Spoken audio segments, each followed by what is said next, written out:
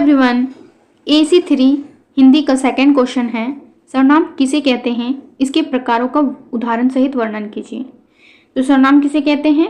सर्वनाम की परिभाषा, सर्वनाम दो शब्दों के मेल से बना है, सर्व प्लस नाम। सर्वनाम जिसका अर्थ है सबका नाम। व्याकरण के अनुसार देखें तो जो शब्द संज्ञा के स्थान पर प्रयुक्त होते हैं उन्हें सर्वनाम कहते हैं। जो शब्द क्या करता है, संज्ञा के स्थान पर प्रयुक्त होता है, उसे सर्वनाम कहते हैं। उद्देश्य, सर्वनाम का उद्देश्य होता है भाषा को सुंदर बनाना। भाषा को सुंदर बनाने और संज्ञा की बार बार होने वाली पुनरुक्ति यानी कि रिपीटेशन को रोकने के लिए सर्वनाम का प्रयोग किया जाता है। उदाहरण के लिए, राम स्कूल जाता है, वह वहाँ पढ़ाई करता है।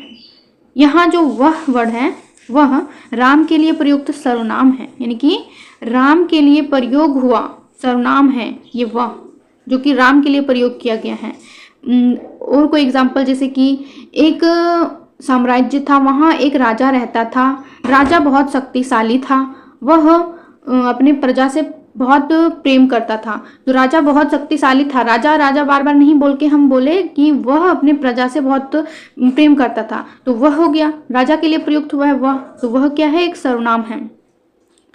सर्वनाम के भेद, अब सर्वनाम के कितने प्रकार होते हैं? जैसे कि सर्वनाम के मुख्य रूप से 6 भेद होते हैं। कितने भेद होते हैं सर्वनाम के? 6 भेद होते हैं। कौन कौन से हैं?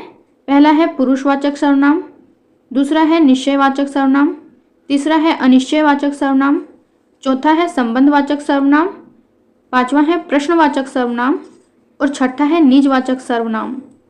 तो 6 टोटल सर्वनाम के भेद हैं, पुरुषवाचक, निश्चयवाचक, अनिश्चयवाचक, संबंधवाचक, प्रश्नवाचक और निजवाचक।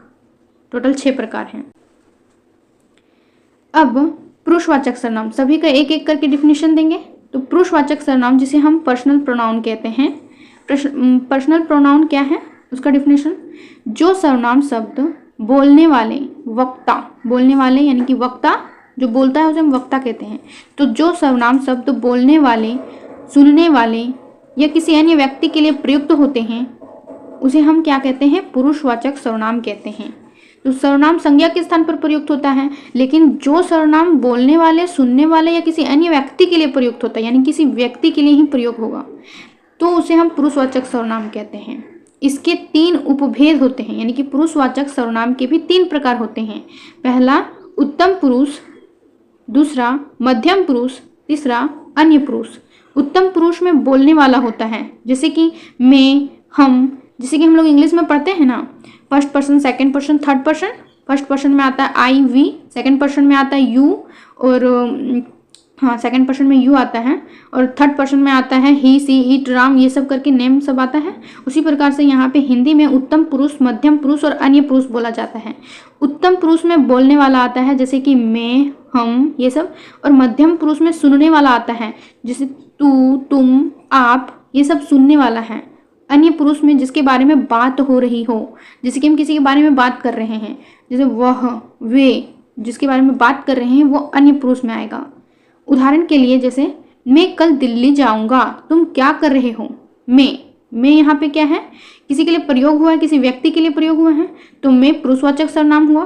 तुम क्या कर रहे हो, तुम भी किसी व्यक्ति के लिए प्रयोग हुआ है, ये भी पुरुषवाचक सर्वनाम होगा। अब दूसरा प्रकार है निश्चयवाचक सर्वनाम, जिसको हम लोग इंग्लिश में कहते हैं डेमोन्स्ट्रेटिव प्रोनाउन। जिस सर्वनाम शब्दों से किसी निश्चित व्यक्ति या वस्तु का बोध होता है उन्हें निश्चयवाचक सर्वनाम कहते हैं। तो जिस सर्वनाम शब्द से किसी निश्चित व्यक्ति या वस्तु का बोध हो उसे हम निश्चयवाचक सर्वनाम कहते हैं। उदाहरण के लिए, यह मेरी पुस्तक है, वे मेरे मित्र हैं।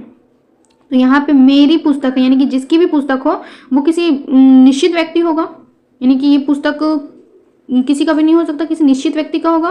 वे मेरे मित्र हैं, किसी निश्चित व्यक्ति के मित्र होंगे। तो यहाँ पर यह, वे, ये सब जो प्रयोग हुआ है ये निश्चयवाचक सर्वनाम है।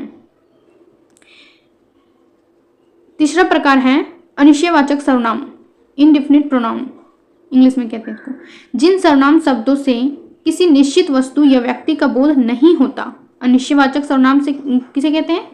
जिन सर्वनाम शब्दों से किसी निश्चित वस्तु या व्यक्ति का बोध नहीं होता उसे अनिश्चयवाचक सर्वनाम कहते हैं। उदाहरण के लिए, बाहर कोई खड़ा है, दूध में कुछ गिर गया है। ये मतलब 2 एग्जाम्पल हैं। जैसे पहला एग्जाम्पल है बाहर कोई खड़ा है, इसमें कोई से हमें कुछ पता चल रहा है कि कोई कौन, मतलब कौन खड़ा होगा बाहर, कुछ नहीं पता चल रहा है। तो किसी निश्चित व्यक्ति या वस्तु के बारे में हमें नहीं पता चल रही है, तो कोई एक अनिश्चयवाचक सर्वनाम होगा। दूध में कुछ गिरा है, अब कुछ से तो ये नहीं पता चल रहा है कि दूध में क्या गिरा हुआ है, तो कुछ भी एक अनिश्चयवाचक सर्वनाम है। चौथा प्रकार है संबंधवाचक सर्वनाम। संबंध यानी रिलेटिव प्रोनाउन, वे सर्वनाम शब्द जो वाक्य में आए दूसरे संज्ञा या सर्वनाम शब्दों से संबंध बताते हैं, उन्हें हम संबंधवाचक सर्वनाम कहते हैं।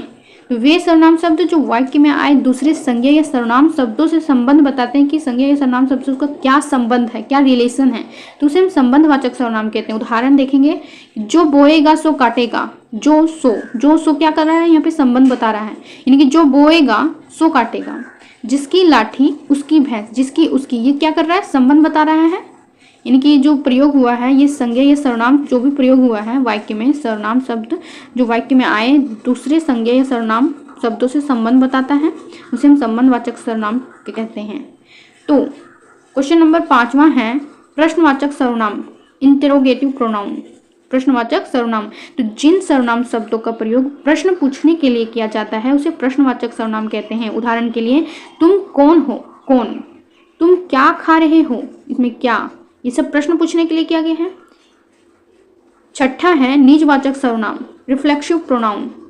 जिन सर्वनाम शब्दों का प्रयोग कर्ता स्वयं के लिए करता है, कर्ता जो है वो स्वयं के लिए करता है ना, जिन सर्वनाम शब्दों का प्रयोग उसे हम निजवाचक सर्वनाम कहते हैं। उदाहरण के लिए, मैं अपना काम अपने आप क्या है, एक निजवाचक सर्वनाम है।